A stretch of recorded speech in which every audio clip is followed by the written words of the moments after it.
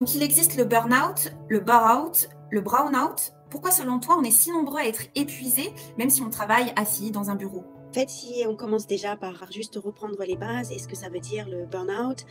En fait, le burn-out, il y a du trop. Donc on fait trop, on est trop sous pression, on est trop stimulé, on ne sait plus où mettre la tête, donc on est totalement overwhelmed, c'est surchargé. OK. Et en fait, pour le bore-out, en fait, c'est là où il y a du vide. C'est-à-dire qu'on a un potentiel et que ce potentiel-là n'a pas été utilisé à son maximum. Donc on s'ennuie, on n'a pas de tâches stimulantes. Voilà, on est là et on fait rien au travail ou on fait quelque chose qu'on n'aime pas vraiment. Mmh. Le brown-out, en fait, c'est encore une autre dimension. C'est quand on n'est plus du tout aligné avec nos valeurs. C'est-à-dire on a certaines valeurs, certains principes et on fait quelque chose qui ne colle pas à nous. Et c'est très intéressant parce qu'en fait, je suis passée par les 3 phases. C'est, le burn-out où, je travaillais, je m'acharnais, il y avait du trop, je faisais trop. Après je cherchais un job, donc j'ai trouvé un job, qui était pour moi, c'est du bore-out parce que, voilà, j'étais là, mais je faisais des tâches qui, voilà, c'était pas vraiment stimulant pour moi. Mmh. Et je suis même passée par le burn-out où, j'étais vraiment déconnectée. Je peux donner un exemple, où j'étais dans une entreprise de génétique et puis on m'a demandé de prendre la relève et de monter un laboratoire de fécondation in vitro où il fallait que je fasse des tests aussi sur des embryons. Mmh. C'était quelque chose qui, collait pas à mes valeurs, pas à mes principes et donc quand j'ai dit non, c'était la catastrophe. Donc le chef d'entreprise, j'ai cru qu'il allait me virer. Ouais. Le chef d'entreprise, il savait plus, il m'a dit: «Mais tu sais même pas que tu fous ta vie en l'air, c'est pas possible». Voilà, ça a été très, très difficile pour moi. C'est vraiment pour moi, c'est quelque chose éthique. Et c'était dans tous les cas, dans ces 3 formes-là, il y a un point commun, c'est, on perd le lien à soi. Mmh. On n'est pas qui on est, peu importe, que ce soit le burn-out, le bore-out ou le brown-out.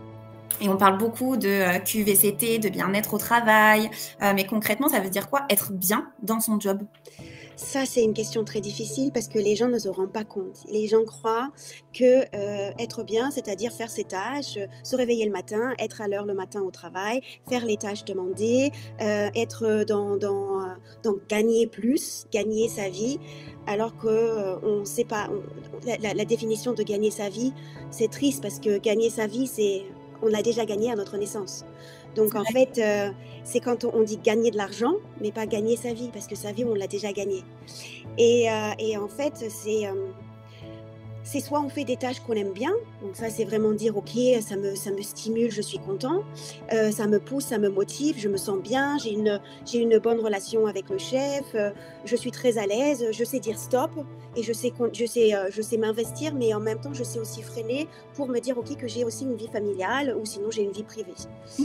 Mais aujourd'hui, être bien au travail, c'est hyper compliqué parce que, les gens sont de plus en plus ils croient qu'ils sont bien parce qu'ils croient que ça, c'est la normalité et après on tombe dans les concurrences les uns contre les autres.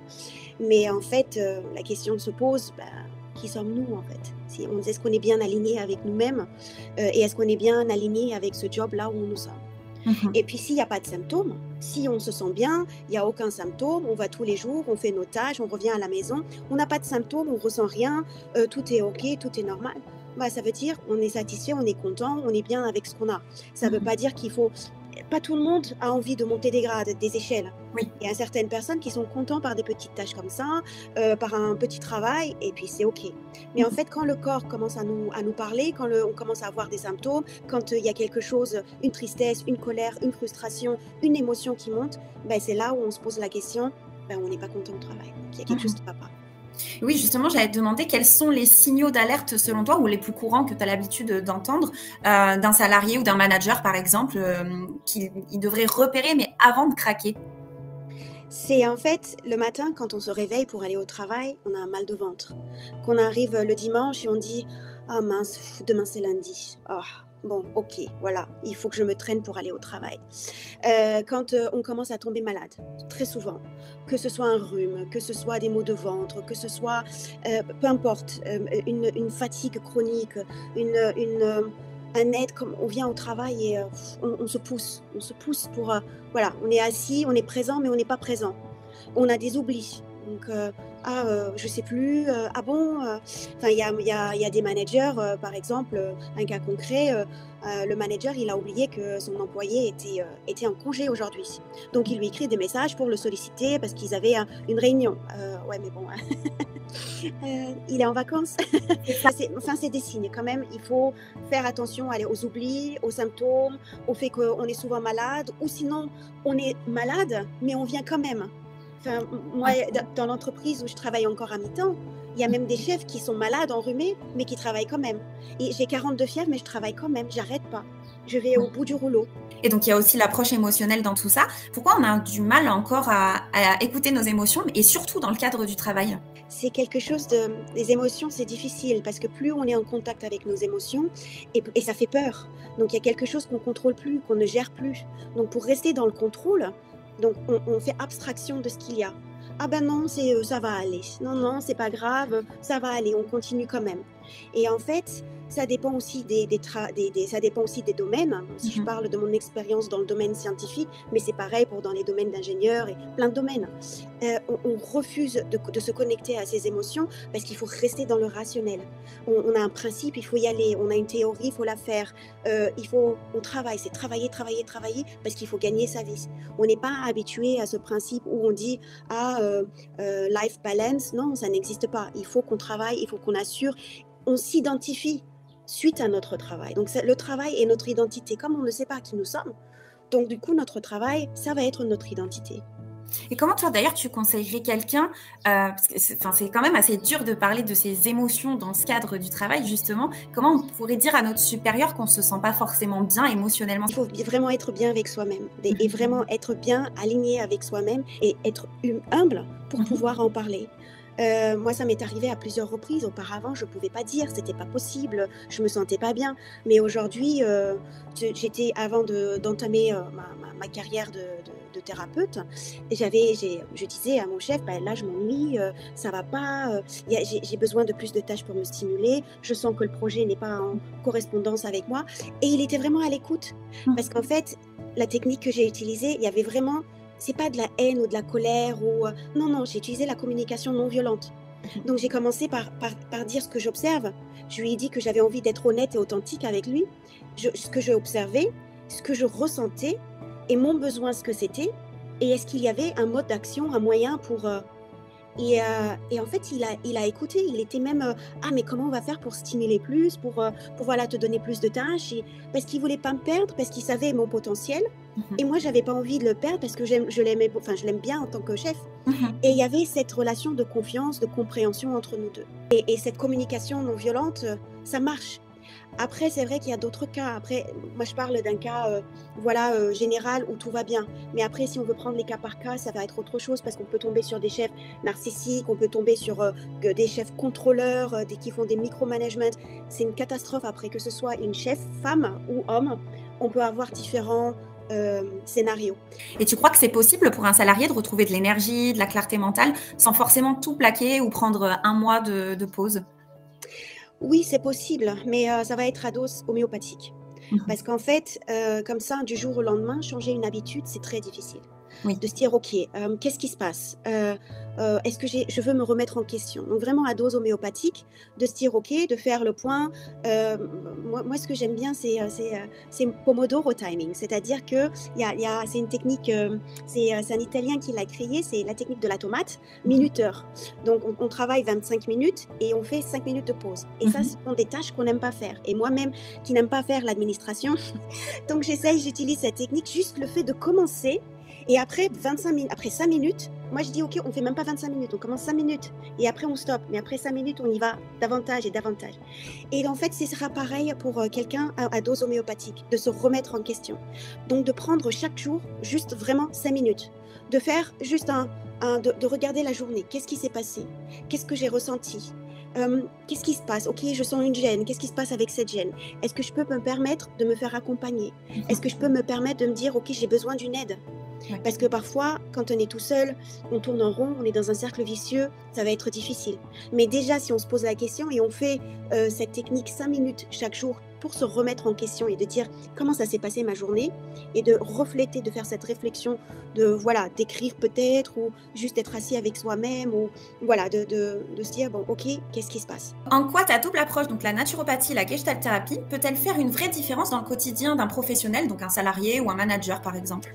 C'est une double approche qui est très intéressante parce que on accompagne avec la psychosomatique, c'est-à-dire que il y a une fatigue chronique, il y a un manque de vitalité, des maux de ventre, des problèmes de digestion, des problèmes de musculaire. Donc ça, c'est corporel. Donc là, c'est là où la naturopathie, par exemple, avec ma pratique avec la microimmunothérapie ou les champignons médicinaux, ben, on peut accompagner pour travailler sur redonner de la vitalité avec une certaine hygiène de vie. Et là où c'est très intéressant aussi, c'est de comprendre cette symbolique, c'est de comprendre vraiment la profondeur. Qu'est-ce qui se passe? Qu'est-ce qui se passe quand on ressent tout ça? Qu'est-ce qu'on essaye de chercher? Parce que on a un manque de confiance en soi, parce que notre travail, c'est notre identité, on ne sait pas qui nous sommes, on n'est pas aligné avec qui nous sommes, parce qu'on se cherche, parce qu'on veut plus d'argent, parce qu'on recherche la reconnaissance, etc., etc. Donc, il y a plein de messages psycho-émotionnels, psychosomatiques, qui sont super intéressants et qui nous bloquent en fait. Soit on avale nos émotions, ah ben non, non, non, non, je ressens rien, on avale, mais quand même, ça me ronge de l'intérieur. Et en fait, c'est cette approche-là, avec la gestalt thérapie, où on peut aller vraiment plus loin pour essayer de comprendre ces mécanismes, ces blocages et mettre vraiment de la conscience. Et ça, c'est super parce qu'il y a une sorte de libération. Si on l'accepte, il y a une sorte de libération, cette prise de conscience. C'est magnifique. Voilà, donc, si un DRH ou un manager nous écoute aujourd'hui, par où est-ce qu'il peut commencer pour améliorer durablement le bien-être de ses équipes? Déjà, c'est essayer de mettre des entités, des moments pour communiquer, déjà pour écouter le mal-être de ce qui se passe. Donc, être à l'écoute, certes, mais aussi mettre des petits changements réguliers. Parce qu'en fait, ce qui se passe aujourd'hui, on fait des retraites, on va un week-end, on travaille la communication, le team building, etc. Et après, on revient dans notre quotidien de tous les jours, et après, rien ne change. Et en fait, ce qui est intéressant, c'est que le RH, ce qu'il pourrait faire, c'est que écouter d'une part, donc être ouvert à écouter, entendre l'employé, écouter, entendre le manager, et de voir comment installer cette écoute, cette transformation au fur et à mesure. Peut-être faire des jours fixes, une fois par semaine. Peut-être faire une fois par semaine, 1 heure, que toute l'équipe se retrouve et faire des petits exercices de team building. C'est par exemple de se dire, OK, si ça ne va pas, si l'employé n'arrive pas à s'adapter, par exemple, peut-être aller vers le chef, qui le chef pourrait après voir avec l'employé directement si lui, il peut mettre des petits changements. Mais c'est vrai que la communication est très, très importante.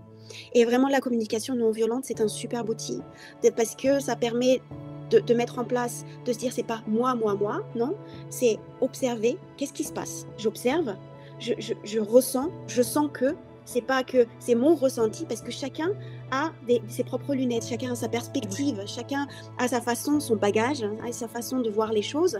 Et par exemple, de mon point de vue, je ressens que mon besoin est ça. Qu'est-ce qu'on peut mettre en action tous les trois? Tous les trois ou à toute l'équipe. Voilà. Mais peut-être aussi rajouter que pas tout le monde est fait pour être auto-entrepreneur et c'est OK. Et c'est OK, on peut toujours être employé, il y a rien de mal. C'est pas parce qu'on est auto-entrepreneur qu'on est courageux ou on est plus courageux, non. Il y a toujours une insécurité en étant auto-entrepreneur qui doit toujours être retravaillée. Mais même en étant employé, on peut toujours faire un emploi qu'on aime et qui soit aligné avec nos valeurs et que ça se passe très bien. Et c'est vraiment être aligné avec ce qu'on veut. On n'est pas tous faits pour être coach et c'est très bien d'ailleurs parce que voilà, il y a des coachs qui ne doivent pas être des coachs non plus. Et juste se reconnecter à soi, parce qu'il y a même des personnes qui ont envie d'être dans le manuel et qui n'osent pas quitter l'entreprise pour être dans le manuel, par exemple, ou d'être dans le tricoté ou peu importe. Donc c'est juste se retrouver, de savoir qui vraiment nous sommes par rapport à nous-mêmes, en fait, de se remettre en question de ce qu'on veut vraiment et de là où on veut et arriver, en fait. Pourquoi on est là sur cette terre? Pourquoi? C'est quoi? Qu'est-ce que j'ai envie d'avoir, d'achever, qu'est-ce que j'ai envie d'aboutir?